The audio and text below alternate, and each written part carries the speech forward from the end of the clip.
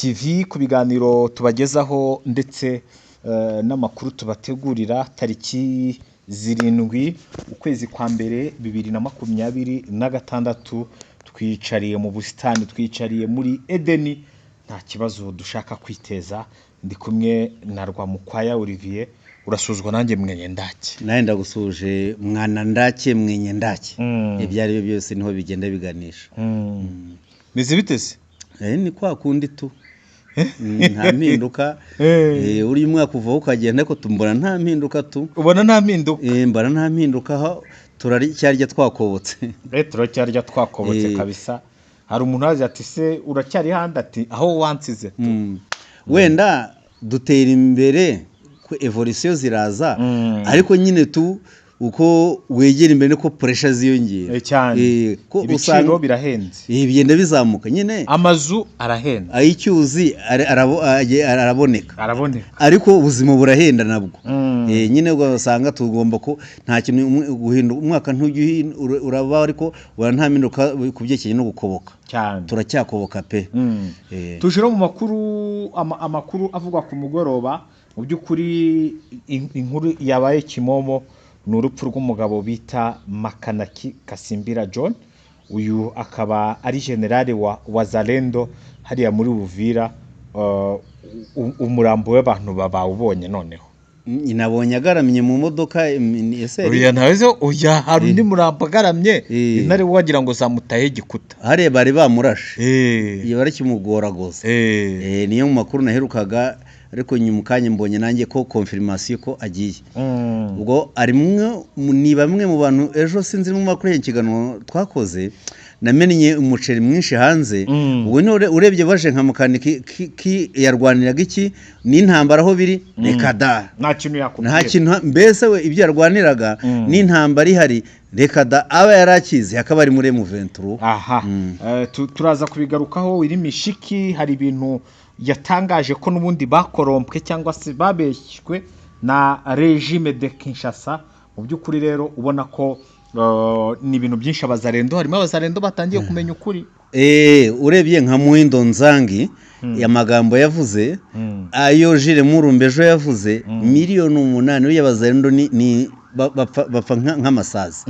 Burya ngo bashyiraho abazarendo bari bakizeho na budget ya miliyoni 8 z'amadolari zagomba kubajyana ikamina kuba training bakavamo abarwanyi. Ayo mafaranga yarariwe bisanga baye kurwanira abasivili bambaye bodaboda bisanga bari gushyira nimero kuri za rezo sosiyo bisanga bari kuhashirira ariko buriya nguryo ubashije kumenya abazarendo baguye muri Goma uri umuzarendo wazarwana ariko abo ayuvuza baguye muri Goma nabo ngabo none se abaguye za Masisi wowe uri umuzarendo warwana baje bapfa nabi nta no gushyingurwa abaturage mu M23 kazana abaturage kugira ngo isuku ya mirambo iveho leta nakada we turashimira president Kisekedi ubwo se ngo tuzarwana igihugu cyacu kubwiwe arakuzi wowe Kisekedi hakuyu nta nubwo abahangayike ariko gusa nabavugamo navuga ijambo azabashimira ko bitanga ariko ntago bapfa ngo abahangayikira nuguterura nyine nk'imbwa babanagamo. Ari mugenzi wa Nyamwejone yanyuze hariya hano kuri Itije ugasanga mama baje guteraho turabo. Oya nta turabo ahubwo soya zireze babahinzeho soya urabishye kandi Theo yavuze ngo imva zameze ibyatsi bibisi kandi barapfuye babashuka ngo kwayibudongo yetu munyarwanda hatayibeba tutagombana kwayiburongo yetu batatuzika ku burongo yetu. Makanaki niho bamutaye ni Makanaki wenda we nawe niyo nzira yagomba gucamo ariko yishe benshi kandi yamarishije benshi Makanaki wenda ubwo namakuru twese tuyajyamo urupfu rwa Makanaki n'urupfu rwashimishije abanyamurenge kuko Makanaki yabagiriye nabi, Makanaki yabaririye inka, Makanaki yagize ate yarabishe nk'ubu Makanaki kugira wenda binyomoze ko ariho ubu yaza akavuga ati mimi Makanaki aujourd'hui le 7 janvier miye Makanaki ni kwa pasi kukufa nkuko wa undi yabivuze wo bita ngo nuze feka duye wabonye ko bamubitse feka James waba James oya nongo arashobora kubivuga nyine ariko makanaki nuwo nabonye mu modoka mu kwifoto ya mbere niwe niure yarameze nabi wangu oya ngende kukubwira ngo niure arisha ari ngo bamurasha amasasu menshi mu nda bamurasiye makobora ryari icyo bita dashwan muri weekend ishize kwa gatanu bajya kumugoragoza muri bya bitaro bya Prime ibujumbura biranga rero niho yaguye bamuzana hariya ari bujumbura niho yaguye kugira mpakikishe ko ari makanaki nabwiye umuntu nawubwira ati wajya kundebera iwabo wa makanaki hano ruguru ya komine hano umuntu uze Buvira undebere sitasiyo ihari ati kuko kabashi ni kiriyo hari agahema nyine batubiko mu kiriyo ni atari rero kiriyo ngo aba bantu bose mu minsi iri imbere tuzagenda dusobanura abantu bose ko niba abantu bamara kumenya ukuri kw'iyi ntambara ababifitemo inyungu bose abantu bazamenyekana nk'uko nagiye mbivuga ngo abantu bazagenda bamenya ukuri wabonye ko urebye ba Mwindo Nzangi n'abo bantu benshi bo muri Este bamaje kubona ko iyi ntambara ari ibya politike bagasanga biteranye na AFC M23 wumvishe ntuzi ibyavuze bitakwira kumbe ibintu twagiyemo dukora abazarendo tuzi ngo ni ukwirwana kumbe niba nahe M23 ifite mwebwe muri iki kwica abantu gusabura gufata ku ngufu nibyo mwibereyemo ntago ari bitwashakaga dushinga icyo bita wazarendo ntago ari icyo twashakaga ngo rero abantu nemasha kumenya iyi ntambara bakamenya mu by'ukuri ni bande bararwana gute papa yake ari ibintu byinshi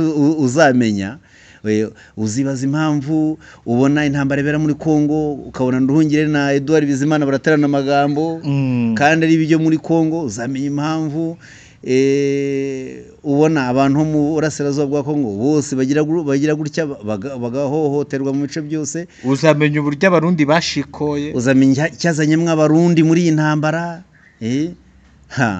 iyi ntambara ko ni nayo ya nyuma ntakubeshye ndimo mu kanya nsoma raporo y'akanama k'impuguke Karoni ahubwo yasohotse urebye mu kintu cy'abanashyizemo nta kidasanzwe gusa bashyizemo ikintu gishyashya bashyizemo yuko AFC M23 iri kugenda yubaka ubuyobozi ubonye ko na mu gitondo ritangaza wasohoye mu masaha ya 12 rivuga ko imitungo ya leta yose nta muntu wemerewe kuyifatira basanze no gukora amanyanga ugasanga ni nk'inzu ya leta umuntu akoranya amanyanga n'Kinshasa bamukubise ibaruwa iwe muri ministeri yuko inzu yayiguze na leta ko yari yayiguze na leta mu mbere katera ibiceri hari bakabikora inzu ikaragera AFC M23 ibyo ntago ibyemera amazu yose igiye kuyabaka ni ukuvuga ngo umuntu wese uri mu nzu ya leta n'ibigo bya leta bikomeye noneho hari nk'ikigo ngo cyari gihari gikomeye muri cya leta gishinzwe iki baraje bagisangamo ntuza bagisangamo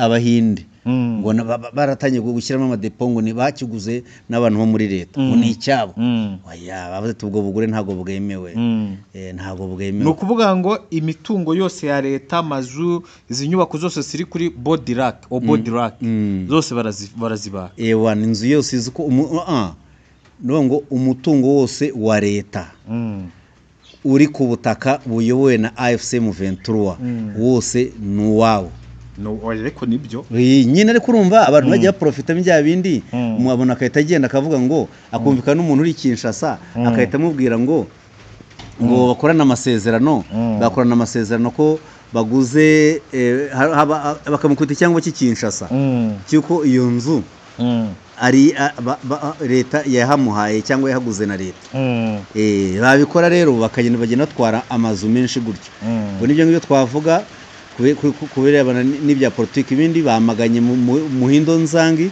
wagiye ugaragaza amagambo aca intege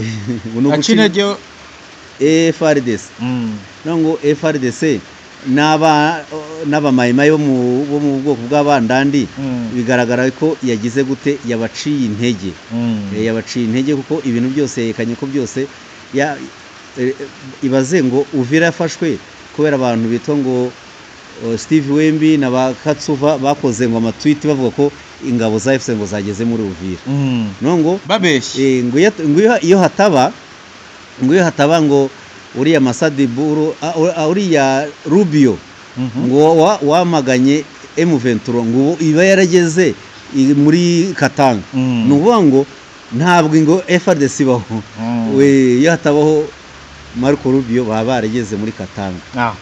Nibyo rero ni ikiganiro turi gukora imvura ituri hejuru abantu bihanganira ayo majwi ejo rero ba bantu bazasezererwa muri Stade de l'Unité abantu barashwe na drone imasisi ejo nubwo bazabasezeraho yego bashyingurwe muri Stade no kuvuga bazabasezera muri Stade de l'Unité ubwo bazashyingurwa ubwo bazajyanwa imasisi ntago tubiza ariko ejo bazasezererwa muri Stade de l'Unité.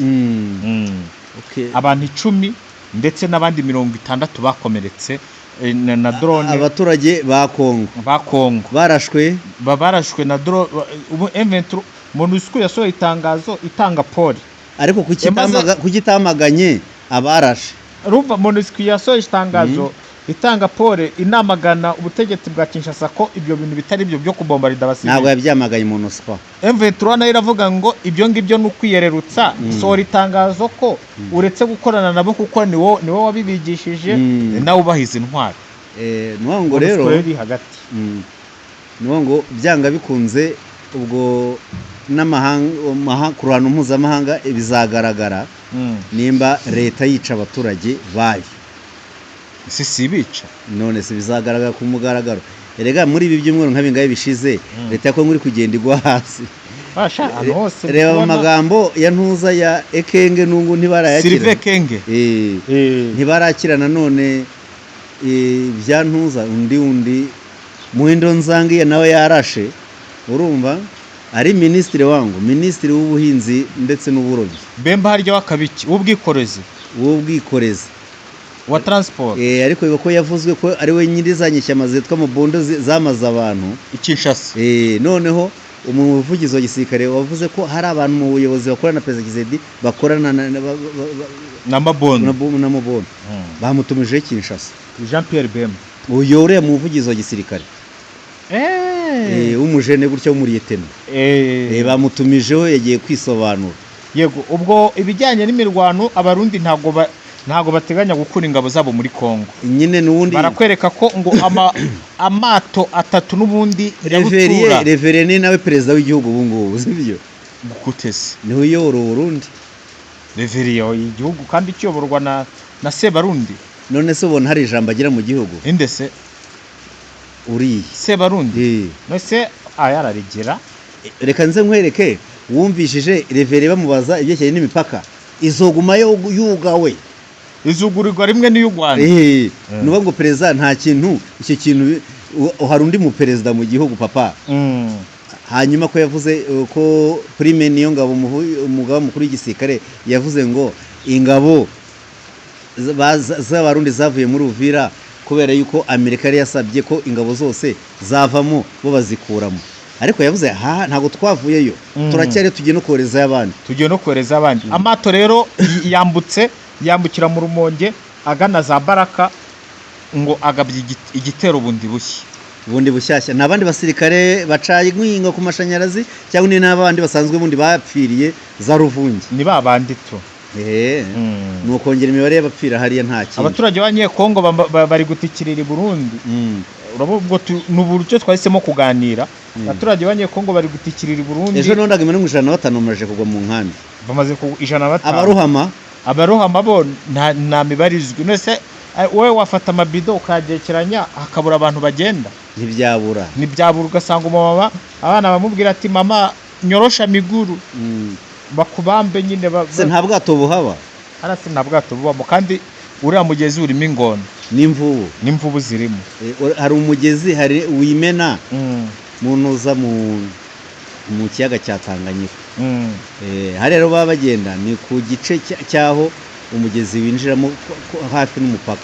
Uyu munsi twahisemo gukora uburyo bwa video kugira ngo n'ubundi hari abantu bavuga ngo tuba dukeneye no kubabona. Ntari biturahari ni twebwe nubwo imbona imvura ibaye nyinshi. Imvura ibaye nyinshi reka ahubwo hari icyo tutababwiye se nta kindi nta mirwano ariko ishobora kuza kuba isaha iyo ari yo yose hanyuma ibice byose byo muri Masisi abazendo na FARDC bari bajemo M23 amaje kubibirukanamo yamaze kubibirukanamo ibintu byose ubu ngubu biri karume ibindi ni ugutegereza tukareba n'ubundi mugakomeza mukadukunda mugakurikirana amakuru tubagezaho Rwamukwa reka ngushimire urakoze cyane hano musi y'igiti cy'umwembe mu mvura y'amahindu mu mvura ariko wenda umuntu ahinduye nka kamera bakareba kondisiyo tuba dukorera yihorere rwose none se ko tuba twatanye ikiganiro twari guhagarara reka dusoze ngo tujye kugama reka dusoze tujye kugama Imana ibarinde